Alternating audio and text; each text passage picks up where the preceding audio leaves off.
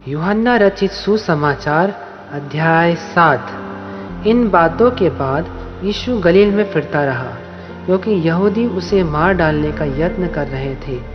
इसलिए वह यहूदिया में फिरना ना चाहता था। यहूदियों का झोपड़ियों का पर्व निकट था, इसलिए उसके भाइयों ने उससे कहा, यहाँ से यहूदिया को जा कि जो काम तू करता है उन्हें तेरे चेले वहाँ भी देखें, क्योंकि ऐसा कोई ना होगा जो प्रसिद्ध होना ना चाहे और छिपकर काम करे। यदि तू यह काम करता है तो अपने आप को जगत पर प्रकट कर, क्योंकि उसके भाई भी उस पर विश्वास नहीं करते थे। तब यीशु ने उनसे कहा, मेरा समय अभी तक नहीं आया, परंतु तुम्हारे लिए सब समय है।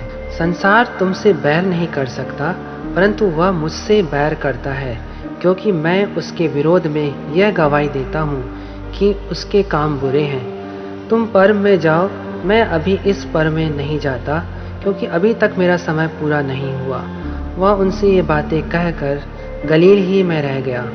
परंतु जब उसके भाई पर्व में चले गए तो वह स्वयं भी प्रगट में नहीं, परंतु मानो गुप्त रूप से गया। यहूदी पर्व में उसे यह कहकर ढूंढने लगे, वह कहाँ है, और लोगों में उसके विषय में चुपके चुपके बहुत सी बातें हुई। कुछ कहते हैं वह भला मनुष्य है, और कुछ कहते हैं नहीं, वह लोगों को भरमाता है। तो अभी यहूदियों के डर के मारे कोई व्यक्ति उसके विषय में खुलकर नहीं बोलता था। जब पर्व के आधे दिन बीत गए तो यीशु मंदिर में जाकर उपदेश करने लगा। तब यहूदियों ने चकित होकर कहा, इसे बिन पढ़े विद्या कैसे आ गई? यीशु ने उन्हें उत्तर दिया, मेरा उपदेश मेरा नहीं, परंतु मेरे भेजने वाले का है। यदि कोई उसकी इच्छा पर चलना चाहे तो वह इस उपदेश के विषय में जान जाएगा कि यह परमेश्वर की ओर से है या मैं अपनी ओर से कहता हूँ। जो अपनी ओर से कुछ कहता है वह अपनी ही बड़ाई चाहता है, परंतु जो अपने भेजने वाले की बड़ाई चाहता है वही सच्चा है, और उसमें अधर्म नहीं। क्या मूसा ने तुम्हें व्यवस्था नहीं दी? तो भी तुम में से कोई व्यवस्था पर नहीं चलता। तुम क्यों मुझे मार डालना चाहते हो? लोगों ने उत्तर दिया, तुझ में दुष्ट आत्मा है, कौन तुझे मार डालना चाहता है? यीशु ने उनको उत्तर दिया, मैंने एक काम किया और तुम सब आश्चर्य करते हो।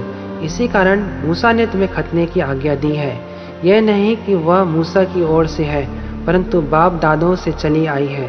और तुम सब्त के दिन मनुष्य का खतना करते हो।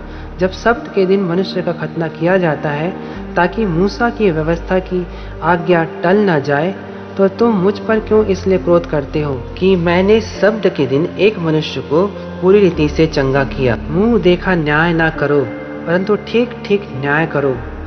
तब कुछ यरूशलेम वासी कहने लगे, क्या यह वही नहीं जिसे मार डालने का प्रयत्न किया जा रहा है? परंतु देखो, वह तो खुल्लम खुल्ला बातें करता है और कोई उससे कुछ नहीं कहता। क्या सरदारों ने सच सच जान लिया है कि यही मसीह है? इसको तो हम जानते हैं कि ये कहाँ का है, परंतु मसीह जब आएगा तो कोई ना जानेगा कि वह कहाँ का है। तब यीशु ने मंदिर में उपदेश देते हुए पुकार के कहा, तुम मुझे जानते हो और यह भी जानते हो कि मैं कहाँ का हूँ। मैं तो आपसे नहीं आया, परंतु मेरा भेजने वाला सच्चा है, उसको तुम नहीं जानते। मैं उसे जानता हूँ, क्योंकि मैं उसकी ओर से हूँ और उसी ने मुझे भेजा है। इस पर उन्होंने उसे पकड़ना चाहा, तो भी किसी ने उस पर हाथ ना डाला, क्योंकि उसका समय अब तक ना आया था। फिर भी भीड़ में से बहुत से लोगों ने उस पर विश्वास किया और कहने लगे, मसीह जब आएगा तो क्या इससे अधिक आश्चर्यक्रम दिखाएगा जो इसने दिखाए? फरीसियों ने लोगों को उसके विषय में ये बातें चुपके चुपके करते सुना, और प्रधान याजकों और फरीसियों ने उसे पकड़ने को सिपाही भेजे। इस पर यीशु ने कहा, मैं थोड़ी देर तक और तुम्हारे साथ हूँ, तब अपने भेजने वाले के पास चला जाऊँगा। तुम मुझे ढूंढोगे परंतु नहीं पाओगे, और जहाँ मैं हूँ वहाँ तुम नहीं आ सकते। इस पर यहूदियों ने आपस में कहा, यह कहाँ जाएगा कि हम इसे ना पाएंगे? क्या वह उनके पास जाएगा जो यूनानियों में तितर बितर होकर रहते हैं, और यूनानियों को भी उपदेश देगा?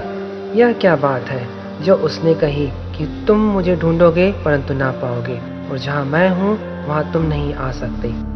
पर्व के अंतिम दिन, जो मुख्य दिन है, यीशु खड़ा हुआ और पुकार कर कहा, यदि कोई प्यासा हो तो मेरे पास आए और पिए। जो मुझ पर विश्वास करेगा, जिसे पवित्र शास्त्र में आया है, उसके हृदय में से जीवन के जल की नदियाँ बह निकलेंगी।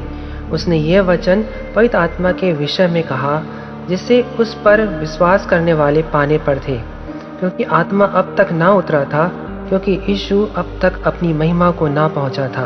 तब भीड़ में से किसी ने ये बातें सुनकर कहा, सचमुच यही वह भविष्यद्वक्ता है। दूसरों ने कहा, यह मसीह है। परंतु कुछ ने कहा, क्यों, क्या मसीह गलील से आएगा? क्या पवित्र शास्त्र में यह नहीं आया कि मसीह दाऊद के वंश से और बैतलहम गांव से आएगा, जहां दाऊद रहता था? अतः उसके कारण लोगों में फूट पड़ी। उनमें से कुछ उसे पकड़ना चाहते थे, परंतु किसी ने उस पर हाथ ना डाला। तब सिपाही प्रधान याजकों और फरीसियों के पास लौट आए। उन्होंने उनसे कहा, तुम उसे क्यों नहीं लाए? सिपाहियों ने उत्तर दिया, किसी मनुष्य ने कभी ऐसी बातें नहीं की। फरीसियों ने उनको उत्तर दिया, क्या तुम भी भरमा गए हो? क्या सरदारों या फरीसियों में से किसी ने भी उस पर विश्वास किया है? परंतु ये लोग जो व्यवस्था नहीं जानते शापित है। निकोदेमुस ने, जो पहले उसके पास आया था और उनमें से एक था, उनसे कहा, क्या हमारी व्यवस्था किसी व्यक्ति को जब तक पहले उसकी सुनकर जान न ले कि वह क्या करता है, दोषी ठहराती है? उन्होंने उसे उत्तर दिया, क्या तू भी गलील का है? ढूंढ और देख कि गलील में से कोई भविष्यद्वक्ता प्रकट नहीं होने का। तब सब कोई अपने अपने घर चले गए।